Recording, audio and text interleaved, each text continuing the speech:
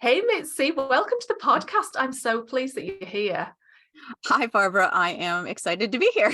We're going to have such a good conversation today. I can just feel it in my bones. It's going to be good. Yes. So where would you like to start today? It's a question I ask everybody. You're no exception. Where's a good starting point for you, Mitzi? Well, I kind of feel like right now in my life, I'm starting from here. So let me just start from here. I'm really in a period of rebirth in my life. That's my word for 2023 is rebirth. And I have been for my entire career professionally in education and also the arts and psychology, but mostly in education. I've been a college professor at university level for the past 25 years or so, a little bit more than that. And although I love working with students and being a teacher in the classroom, I kind of over the past couple of years made a shift in mindset, kind of had a little health issue, which was the catalyst for me making some change. And I decided I wanted to go in a whole new direction and kind of take control of my own journey in business, and shift from working for somebody else into working for myself. I really decided that what I want is, my vision is to be able to do something where I can make enough money to live my lifestyle the way I want it to look, and also do that from anywhere in the world. So that's my vision. I love that. I love Yep. it so much. Oh, we're going to have such a good chat today because Yep. First of all, I love the concept around rebirth because this can happen at any point, can't it? And I have that actually. It's always the right time to become who you want to be. There's no rules about that. And I'm 56 and I'm excited. And so you should be, because this is exciting. It's just about giving yourself permission, isn't it? And letting go of this idea that we have to have a career for life or a job for life, or the notion that I've done this forever, so I can't possibly do anything else, that this is my lot. This is I've got to stay in this area, in this career, in this path, because I've been doing it for so long. So I love the idea that we can rebirth at any point. It doesn't have to be a New Year's or a birthday or a Monday or a full moon or anything. It can be just now. Yeah, and that's exactly what happened. Like, that's one of the things I'm embracing right now. And I'm involved in a coaching group. And one of the things they talked about was having a beginner's mindset. And so I am a beginner really in this new field where I've started a podcast, and now I'm working to translate that into something much bigger. And it's not clearly defined. It is loosely defined, and I'm working on that, but I have the beginner's mindset, literally, like I have no choice. And I think that's one thing I really want to maintain for as long as I'm doing this, to keep those fresh eyes, because it is okay to start over. It is okay to try new things. It's okay, especially as you're starting out, to see what's working, what's looking good, to work with your designs and your style and your website and your podcast story, your publications, whatever you're doing, and see what's going well, and then make adjustments. So that's where I am. I love that. And having a beginner's mindset is very close to my heart as well. It's something that I talk to my clients about, but also it's something that I really embraced a few years back, because I found myself falling into a trap. And this wasn't a conscious thing that happened. It was just kind of I noticed it one day where I went on a workshop, or it was some kind of learning event, and I thought, and I suddenly realized that my inner voice was saying, oh, I knew that, and I lost interest. And I caught myself in the moment, and I've been in the personal development space for a long time, and I caught myself in the moment going, hang on just a minute, what was that? Because in that split second I started to just kind of daydream, or look, not take interest, and not pay attention. But there was so much gold in that particular event that I went to that I would have missed out. So I think I love the fact that you've mentioned it, because this is something we can keep forever. Just having that beginner's mindset and not be too, what's the word that I'm looking for? Not get caught up in the fact that we might have heard something similar or learned it before. But you can hear it. I mean, I've heard the same things over and over many, many times. And sometimes there's a moment where it will click in a new way, even the same information.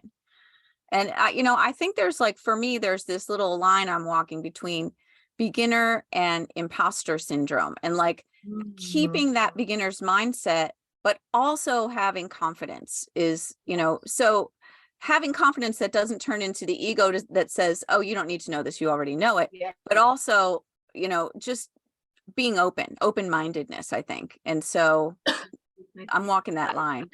Yeah, it's a fine line though, isn't it? But it's about just you being super aware. And I love that you mentioned that fine line between beginner's mindset and confidence, so you can still take action. Yep.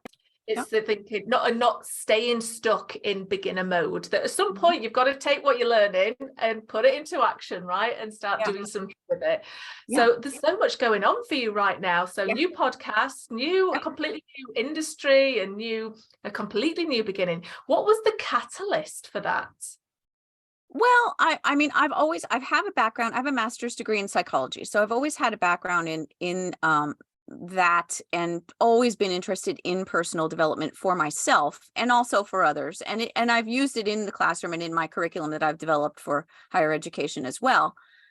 So it's always been a part of my life, but I never went full in, all in on it. And so that's what I feel like is calling me now, that I have been confined to the classroom, this little classroom. And now I'm jumping into this bigger classroom of life, where I can really impact more people, and it's unlimited potential, I think. So I am ready to be in that world. And the catalyst for making that choice was really, like I said, I had a little bit of a health issue. It was something that prevented me. I ended up with some vestibular problems. So I couldn't use my computer and I couldn't teach one semester. This was last year. And because I couldn't teach, I couldn't use my computer, and I couldn't read, and I couldn't look at my phone, I decided, all right, let me learn something. So I learned about starting a podcast. And then I started to think about all the creative ways that I could use that as a platform to transform myself, and use all the things that I already knew in my role as an educator to just kick it up a notch and take it to the next level.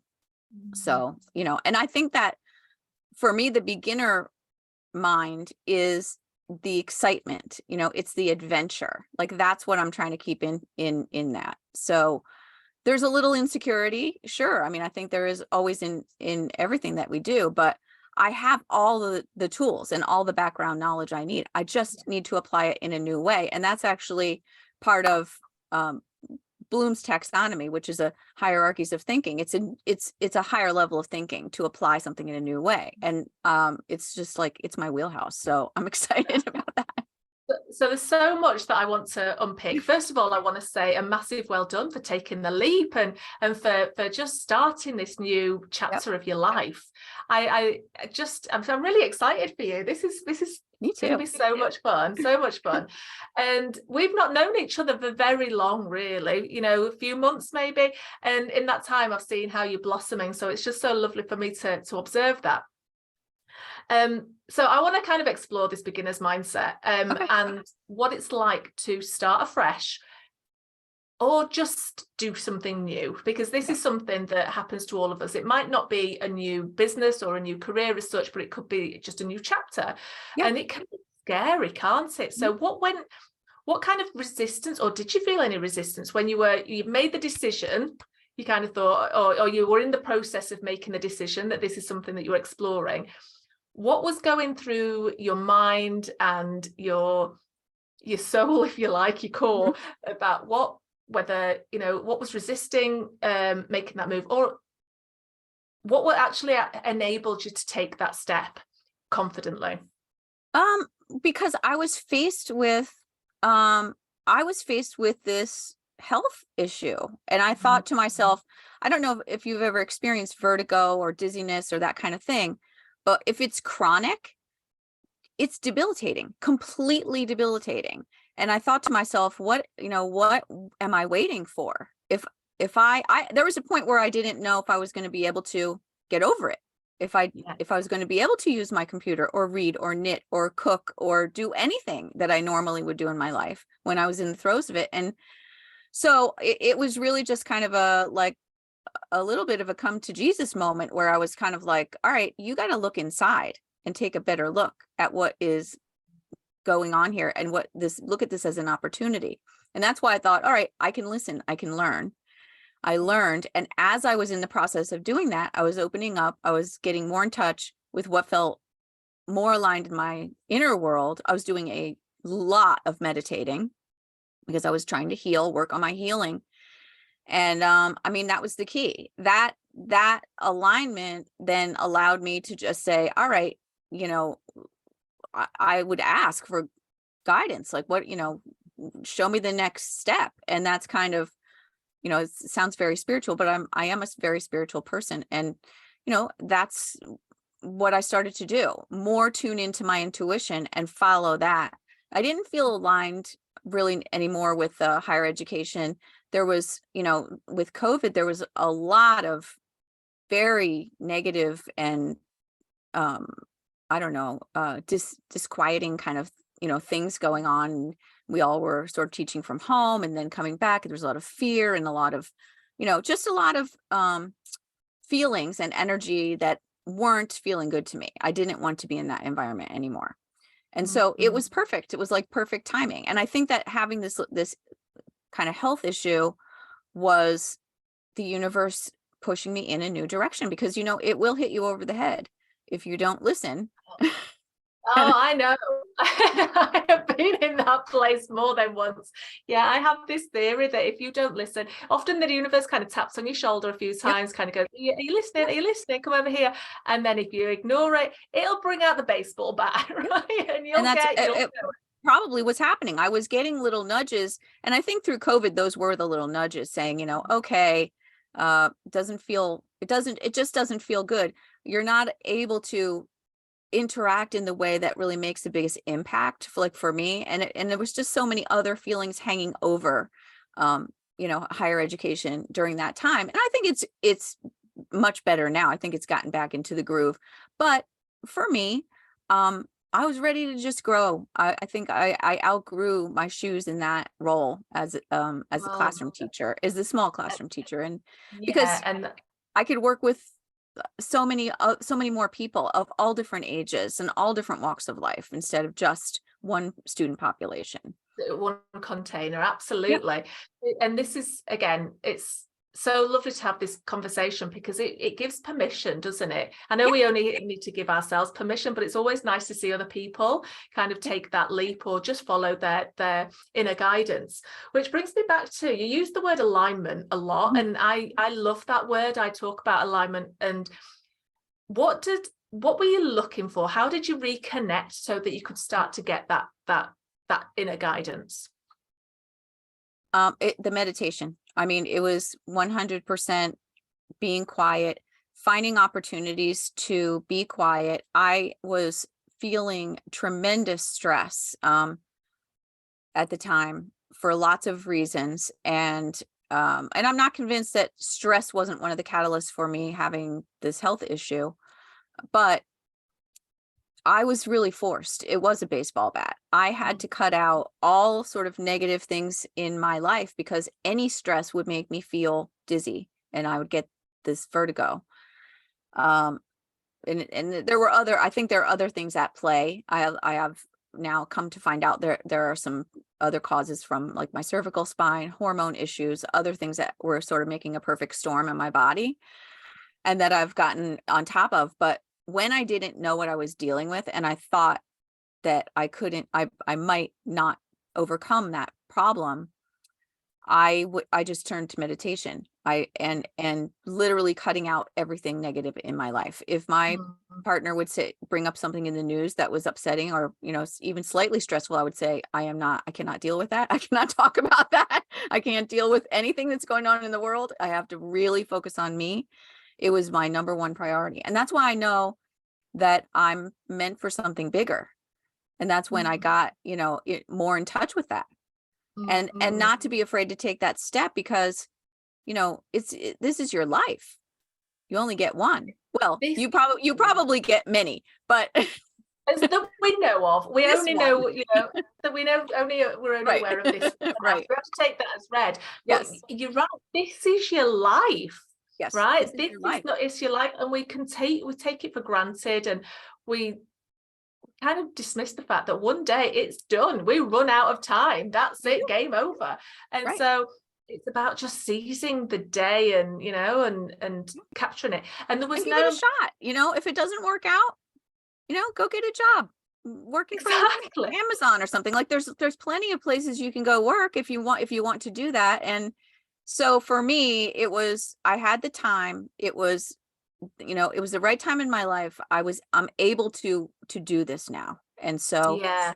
it's the circumstances were right. It's a no-brainer. It had to be done. And Yep. you are so right. If it don't work out, so what? Right? You go get a job. And then, something else will come along. There's And always a way.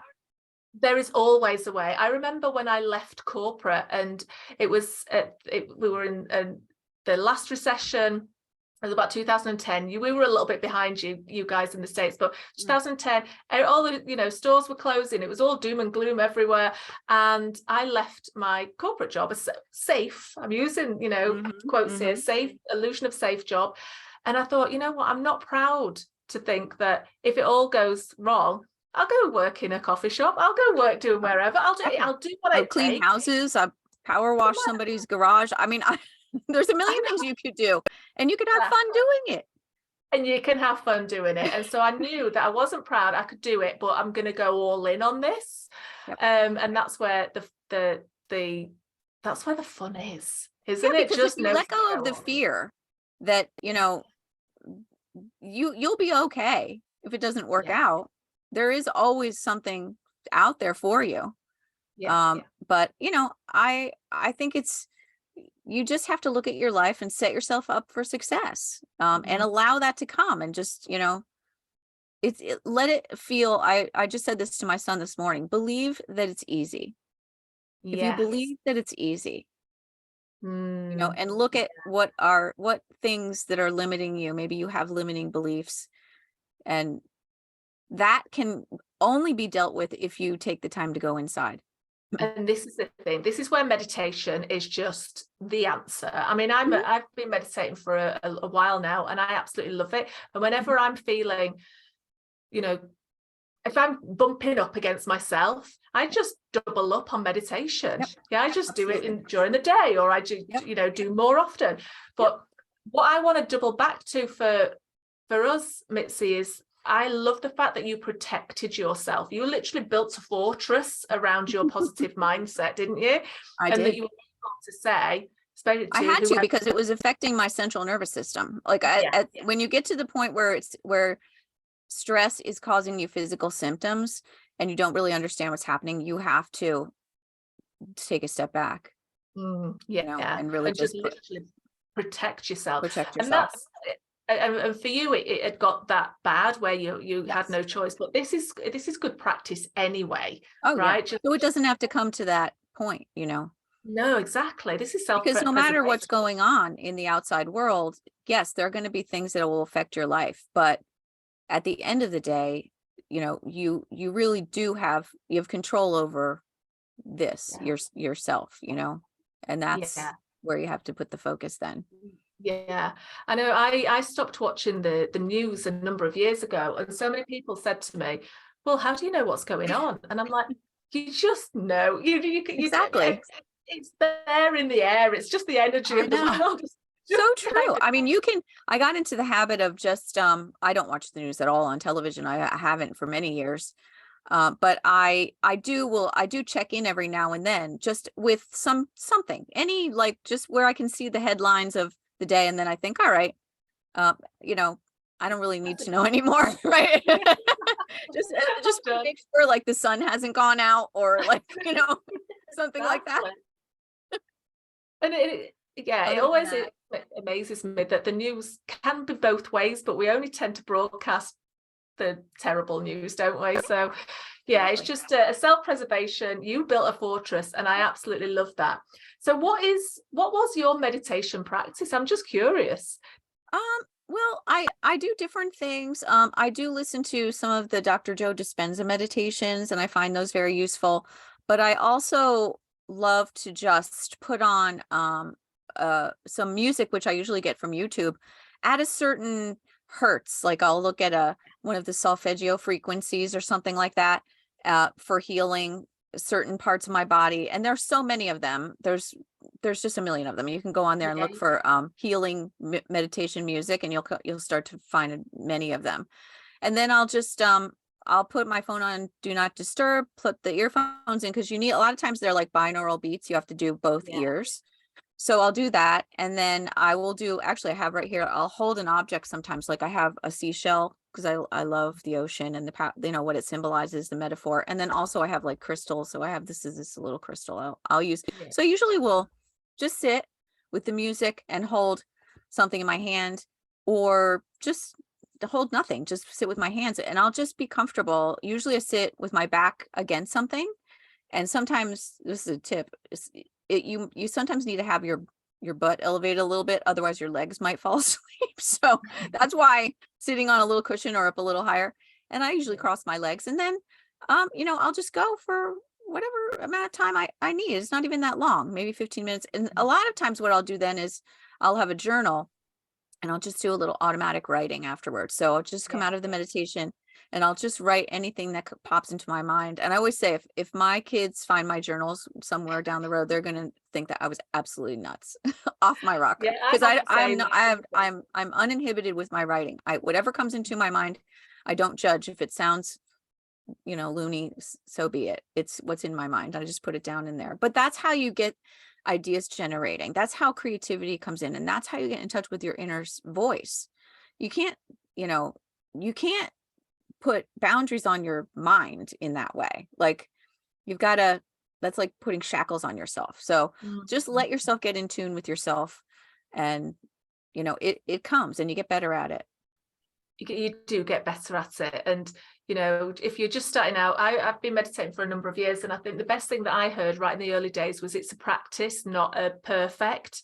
And I kind of really clung on to that, because certainly in the early days, and sometimes now, if I'm being totally honest, you get those days where your mind just will not shut up. Yeah, you're thinking, oh, I've got to walk the dog, I've got to pick up the kids, I've got to do.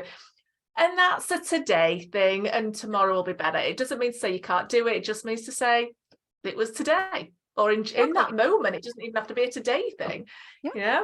You might only have 5 minutes, sometimes, or even just a few minutes. If it's whatever feels, for me, it's whatever feels right. I mean, sometimes I will force myself to sit for a certain amount of time, and it just depends on the day. But I think it's a personal practice.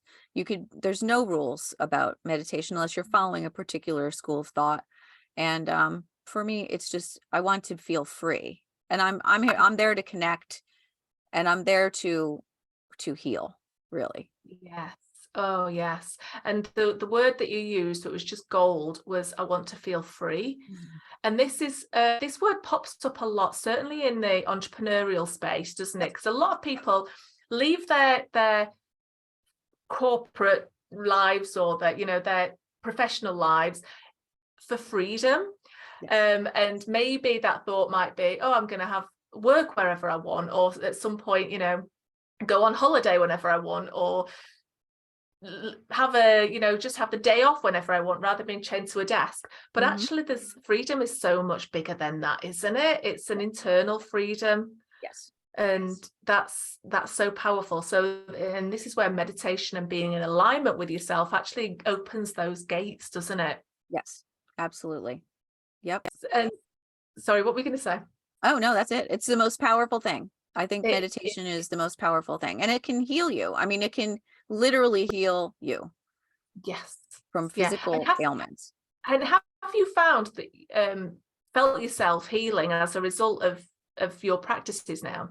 Yeah, definitely. I think when you work with, like, if people are interested in the Dr. Joe Dispenza meditations, he has one that goes through the energy centers where you're breathing into each energy center, like the chakras. So if that's something that resonates for you, that's really useful. Because you could actually concentrate and learn how to concentrate your energy and feel into your body.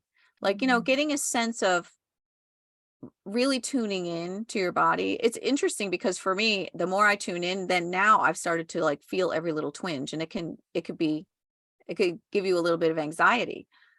But I'm still in the learning phases of that, how to keep in touch with myself, both, mentally, spiritually, physically, and not worry about every little thing, because you can literally I could feel my heart beating sometimes at night. Like, Yeah. we don't usually think about those things, but when you start to get in touch with it, but doing that does help you, because then you can follow the path to, your higher self and the best iteration of you, which, according to, what you want to do with your professional life, that's essential. Because you don't lose, you wherever you go, you take yourself with you.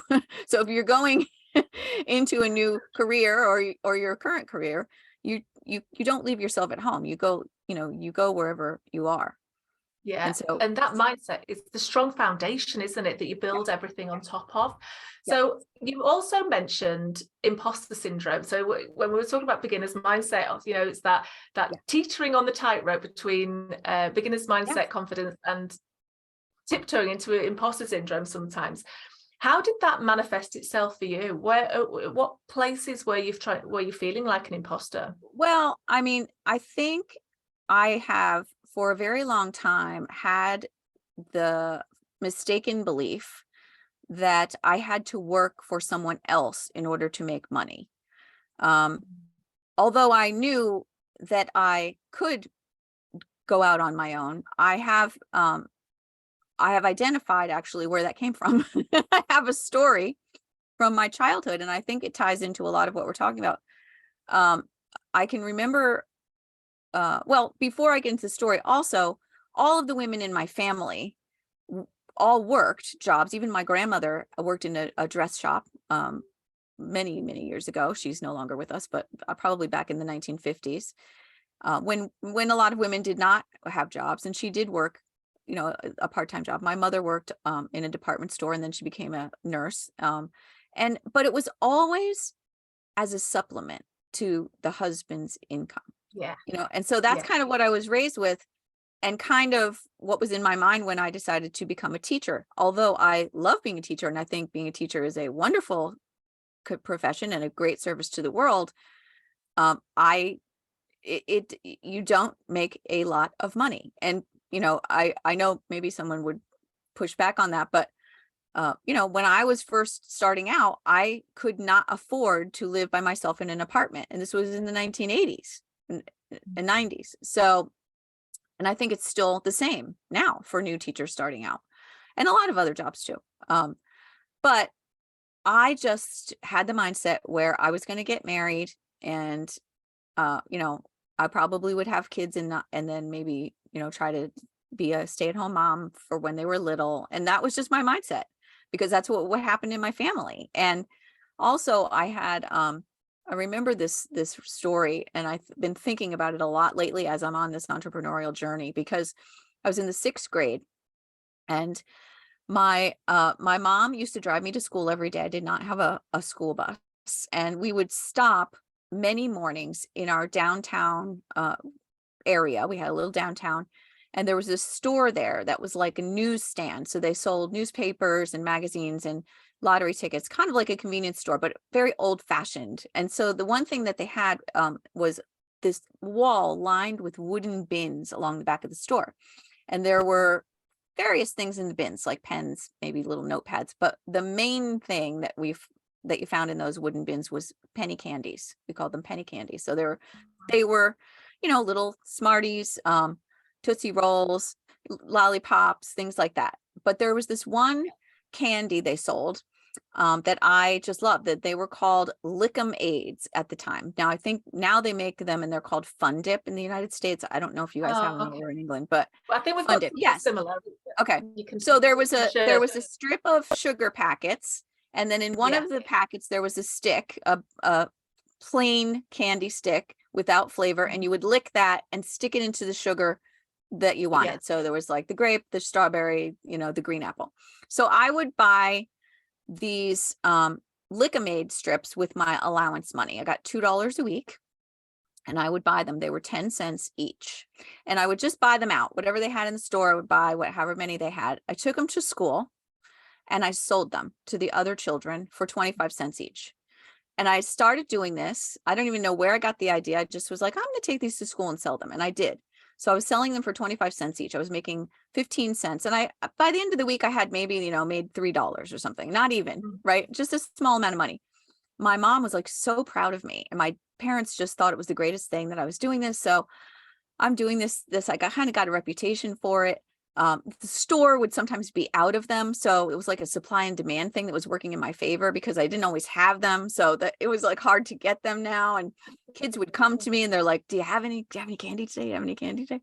And I was, feeling great. I was like on fire. I felt like popular and it was wonderful. And I was just enjoying it so much. And then one day, Mrs. Harvey found out that I had been selling candy. Mrs. Harvey was a teacher in the 6th grade. She was the math teacher.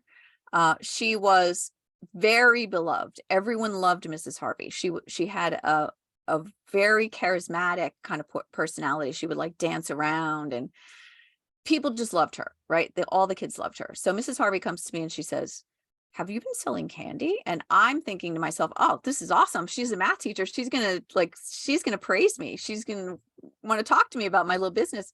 Well, no, she was very mad that I was doing this. And she told me that what I was doing was wrong, like morally wrong. She said, this is wrong. You should not be selling candy. You are taking advantage of the other children, something along those lines. Like the idea of selling something for more than I paid for it was morally wrong. Wow. And I was just devastated. And I was very, very shy child. So having the business had like brought me out of my shell. And suddenly then I was like, squashed. And I didn't say anything. I would never have said anything back to Mrs. Harvey or tried to defend myself in any way. I just, stopped the business, stopped selling the candy. And I was so upset. And I can just remember like not feeling the same way about her. Like I was just so devastated that she would do this to me. And I had to pretend though that, I still thought she was the greatest thing ever because everybody did. If I had said anything against her, other people probably would have taken her side, So I remember then, my going to school, and one day my mom was like, do you want to stop at the store? And I said, no, I don't want to stop anymore and get candy. And she's like, why not? And I had to tell her, well, Mrs. Harvey told me I can't sell the candy anymore. And I could see her like getting really mad. My mom, as I've told you in the past, it was English. And she she had a very tough upbringing herself. She was orphaned at a very young age. And so she was really, really all about standing up and making your way. And like, she was a tough person. And I know, like, she didn't really care for Mrs. Harvey, I think, before. And this just like, she just sort of saw Mrs. Harvey in a whole new light as well. And it was a shame because I told the story to someone recently and they said their response was, imagine how your life might have been different if she would have encouraged you. And I thought exactly the same thing. I thought, oh crikey, that you've been this has been it was a fork in the road moment. It was a fork in the road moment. And I didn't have any control over it. I mean, I didn't know. No. But I will never forget it. And it definitely shaped my mindset around entrepreneurship, around money. I definitely for many years thought that felt guilt if I tried to sell something. Like I've been in different roles as a salesperson over the course of my life. And I had always felt that guilt, like, about trying to sell something to someone. And I Oh, just, and I've learned so much about, sales. It's like a win-win value for value proposition. And I know that's true. There are things we need. There are things that we're happy to purchase, and, but and your teacher will have been buying things yeah, in that way. She'll have gone to the store. right. And she We didn't all have you to have to buy for things. it You need things, and at a somebody has to markup. provide them for you. Imagine if someone didn't have what you needed. Like there are people who live in places where that's the case, and it is a tough life. Like buying and selling and trade and free market economy, like that makes life wonderful. It makes the world go round. Literally, Right. this is how Literally. literally. Yeah. So Right. yeah, so this was it says a lot about this teacher, first and foremost. It says a lot about her values. Yeah. But what's really interesting is something that's probably happened to every single one of us, is that we've had one thing, either a person that said something or something's happened, and we've carried it, we've held on to it. It's actually impacted us and influenced the way that our life is shaped. Because just as your friend said, you were a natural entrepreneur. You were doing that was something that was coming naturally to you, that you enjoyed. You were, I know. and we talked about alignment. We talked about, following what your soul is telling you. That was what was happening in that moment, wasn't it? Yep. And it was Exactly. natural. And I've thought that. I'm so glad you brought that up, Barbara, because I have that conscious realization that is who I am. Or that's who I was that was my natural state, to be an entrepreneur. And I suppressed it after that. I was told that I was immoral by my teacher, who everyone loved. Passion. But but you teach her that she mattered. She was a person mattered of so much to influence. me. She mattered so much to me. And, it taught me so many things. I mean, but it's very ironic, I think, that I became a teacher. And yes, and she was a very good teacher. She was a good math teacher. Interestingly, I shared this story on social media, and another person who had her as a teacher responded and was upset because he had a positive experience with her. He said she noticed that he wasn't doing well, and actually came to his house and did tutoring and all kinds of things that she did to help him. And my first thought was, well, I wonder why she helped you and she didn't help me. But the thing is that she believed that she did help you. Well, that's true. Her mindset was, that this is wrong. And, I don't know, exactly. Maybe there is something about, selling candy in school that's not quite right in that place. But, could there have been a different way of dealing with it? I don't know. Yeah, well, I mean, we'll never know, but there was it just from listening to you, it was a real values conflict for her, wasn't it? In that she didn't believe it was right. She didn't believe that a child should be selling things. So she dealt with it, and maybe she thought that she was giving you the best gift ever, that she was helping you. So who knows? Who knows? But the fact of the matter is that one belief cemented it, sowed its seed, it grabbed hold of whatever in your mind, and it influenced you for years. And I've had situations like that, and I know my clients have, and I'm sure lots of people listening to this have got something that they go, oh yeah, I remember when this happened, or I've been holding on to something and I don't even know where it comes from, and it doesn't matter where it comes from, but I need to let it go now. It's ready to let it go. And that's the thing, isn't it? It all stems from just making that decision that this doesn't serve me anymore. And for whatever reason, it might have done. I held on to it for whatever reason, but it's time to just go, okay, I'm putting it down now. I'm sick of carrying this. Yeah. So how did you go about doing that? How did you go about letting this belief go? Well, I'm still in the process. I don't think I have completely let it go yet. I mean, I think as I continue to work in building my business, that's going to be the mechanism by which I am able to let it go. because it is so deeply entrenched when you have a limiting belief from your childhood that it is hard to let it go. Intellectually that it's Yeah. a limiting belief, but you have to assimilate it into the whole body, and I mean, I probably will do some meditation on it. I'm still working with it. So it's not Yeah, gone. yeah.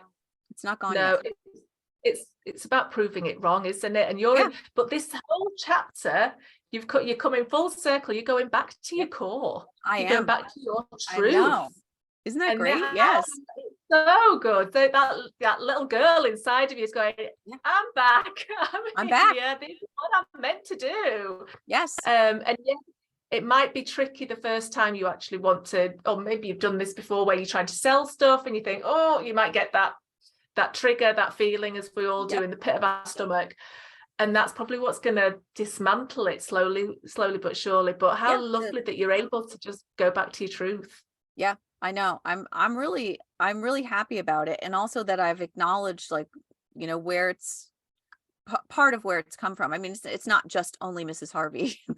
It's other things. I think we have a combination. Many of us have that issue with the money and abundance mindset. I know, there are other things in my family, like because my mother did grow up extremely poor. She grew up in Barnsley, and was born in 1945, which is right when the war ended, and it was a very heavy coal mining area, extremely poor. And then her childhood was just, it was not a happy childhood. And then her parents both died when she was young, for different reasons. And she, she had to really be on her own from about the age of 12. And so for her, money was, you had to hold on to it. Yeah. I can remember her when I would get money from her as even a teenager. She would give me, I still got an allowance. I would do things and then get an allowance for them before I had my first job. But she would hand me a bill, like a $10 bill or something, and she would really like scrunch it between her fingers as she was handing it to me. And it was because it was like, here it is. Yeah. But we all grow up with those things, and I think a lot of us have those things around money in our families that we carry into our adult years. Oh, absolutely. It's such an emotive topic, isn't it? Yeah. And really looking at your money mindset is a great place to kind of do some decluttering, I think. Mhm. And I had to, when I started my business, I realized that I had a not enoughness kind of mentality around money, because my mum she was born in 1939 in Poland, in war-torn Poland, so there wasn't a lot of things. They didn't have food, a lot of food. They didn't have lots of resources, and so as a result, that has carried through into just my childhood, my upbringing, and just the way that she is. And it's about looking at that and thinking, actually, I'm willing to let that go. I'm going to work to let that go because it just doesn't serve me anymore. Right. And one of the things that I really looked at was that it had to be right for my mum, because that was the times that she lived in, just like it was the time that your mum lived in. That was, so she had to create those beliefs because they really had to protect her. But I'm not in those times anymore. Right. And I had to kind of put it onto a different, completely different level and think, okay, my mum used to spend a lot of time in with ration books. Yeah, she had ration books all the time. I don't need that. So it'd be the same as me going, okay, she had that, so I've got to have that too. Or she had an outdoors toilet, so I have to have that too. And when you kind of break it down to physical things, you can see and I'm going to use the word silliness, and I don't mean it disrespectfully, but you can see that it's just not relevant for you anymore. Yeah. Does that make sense? Yeah. Absolutely. But that's what really That's a works really for good me. exercise. I love that, thinking about it that way, because it is a totally different world. And I don't know why those things carry with us like a legacy kind of thing. It's almost, it doesn't have to be your legacy. It's because we're all individuals, even though we have a collective tie, we're individual expressions. We're all unique. And so It's true. embracing that, It's almost like Yeah, it's almost like we want that attachment, that connection.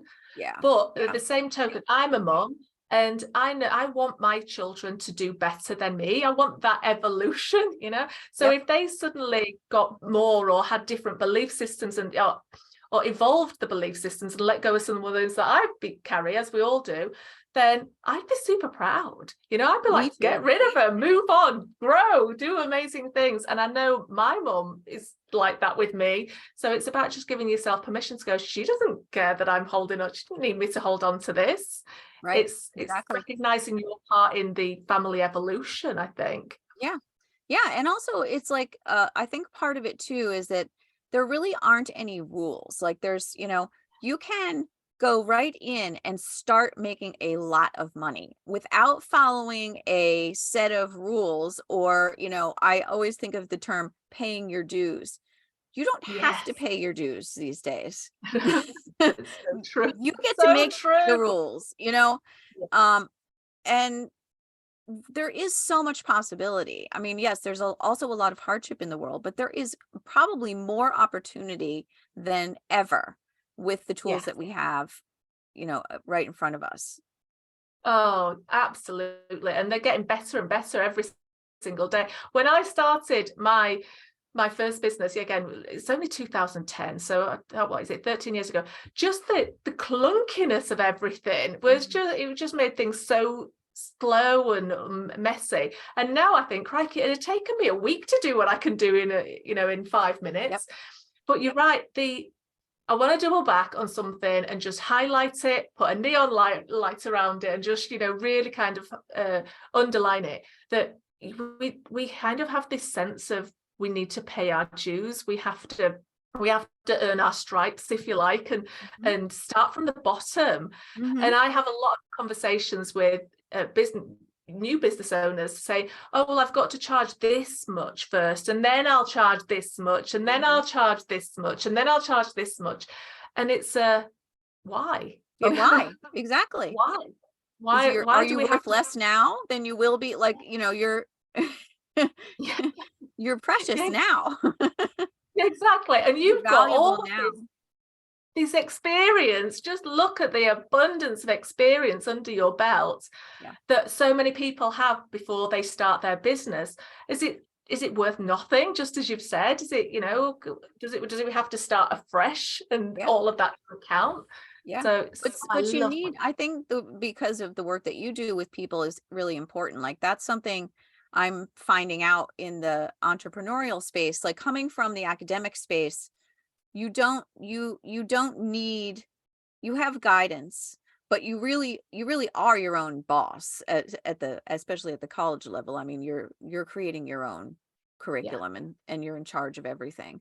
But in entrepreneurship, you are in charge, you're taking the reins, but I have seen there is great value in the coaching and having like a good business coach or someone to push you, because it is hard. You do fall prey to the imposter syndrome and the insecurities. And, there's such a vast world of what you can do, the possibilities in entrepreneurship, that it is helpful to have somebody to kind of help you define the parameters, Absolutely. So I've definitely seen the value in that.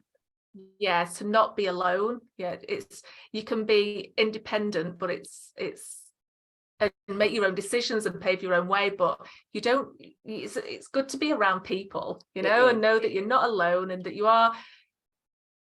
your symptoms, your problems, the things that you're going through are just the same as everybody else's too. And that there's real connection in that, isn't there?